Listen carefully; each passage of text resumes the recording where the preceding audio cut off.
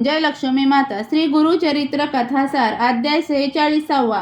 कलेश्वर भक्त नरहरी। श्री गणेशाय नमः। नामधारक सिद्धांना म्हणाले, महाराज, नंदी ब्राह्मणांचे गुरुभक्तीपर कवित्व सर्वश्रुत आहे. त्यांच्यासारखेच आणखी एक कवी श्री गुरूंचे शिष्य झाले असे मी ऐकले आहे. ती कथा सांगाल काय? सिद्ध म्हणाले, श्री गुरु नरसिंह सरस्वती स्वामी महाराजांचे गावोगावी अनेक भक्त होते. एके दिवशी हिप्परगी गावातील एका भक्ताने त्यांना आपल्या घरी नेले. त्यांची पूजा केली व त्यांच्या आगमनाप्रित्यर्थ मोठा समारंभ केला. गावातील मंडळींनी त्यांचे दर्शन घेतले. त्या गावात कल्लेश्वरांचे मंदिर होते. नरहरी नावाचे एक ब्राह्मण ग्रस्त त्या गावात राहत असत. ते शिवभक्त असून उत्तम कवित्व करायचे. ते नित्यनेमाने कल्लेश्वरांची पूजा करायचे व शिवस्तुतीपर नित्य 5 कवने करायचे. ते कल्लेश्वरां वाचून अन्य कोणालाही मानत नसत.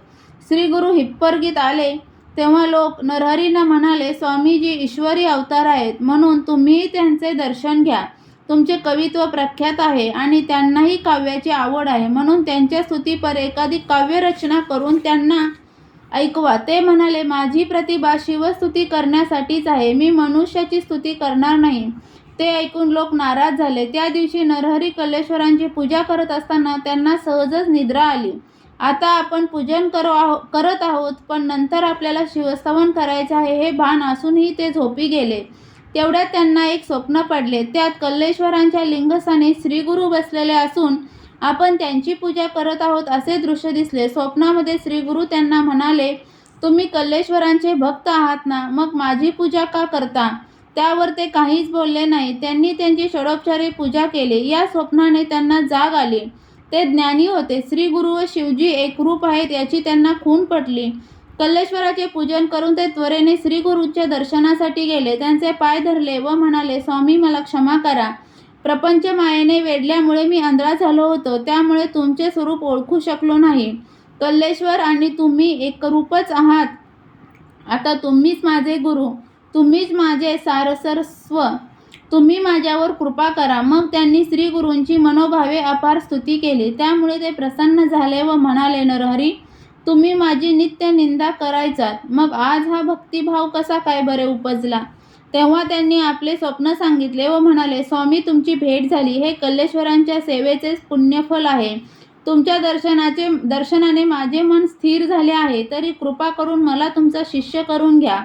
श्री गुरूंनी उत्तम वस्त्रे देऊन त्यांचा गौरव केला व म्हणाले, नरहरी, मी आणि कल्लेश्वर एकच आहोत, म्हणून तुम्ही गावात राहून कल्लेश्वरांची सेवा करा. ते म्हणाले, गुरुदेव, तुम्हाला सोडून कल्लेश्वरांची काय पूजा करू? आता काहीही झाले तरी तुमचे चरण सोडणार नाही. त्या समयी त्यांचा मनोभाव पाहून श्री गुरूंनी त्यांना शिष्य म्हणून स्वीकारले. मग त्यांना घेऊन ते गाणगापुरास आले. या नरहरींनी श्री गुरूंची खूप सेवा केली. गुरु भक्तीपर अनेक कवने केली. अशा प्रकारे नंदी ब्राह्मण व नरहरी या 2 कवींनी श्री गुरूंची अखंड सेवा भक्ती केली. सिद्ध म्हणाले, नामधारक श्री गुरु म्हणजे कल्पतरू. त्यांच्या प्रसन्नतेने भक्तांचे जीवन सफल होते. अध्याय 46 समाप्त. गुरुचरित्र कथासार यातील 46वा अध्याय वाचनाने किंवा ऐकण्याने मिळणारी फलश्रुती म्हणजे द्वैत भावाचे निरसन होईल. म्हणजेच तुमची जर द्विधा मनस्थिती झाली असेल तर ते स्पष्ट होईल. श्री गुरुचरित्र कथासार यातील अध्याय तुम्हाला ऐकायला आवडत असेल तर चॅनलला सबस्क्राईब करा, व्हिडिओला लाईक आणि शेअर करा. व्हिडिओ पूर्ण ऐकल्याबद्दल धन्यवाद.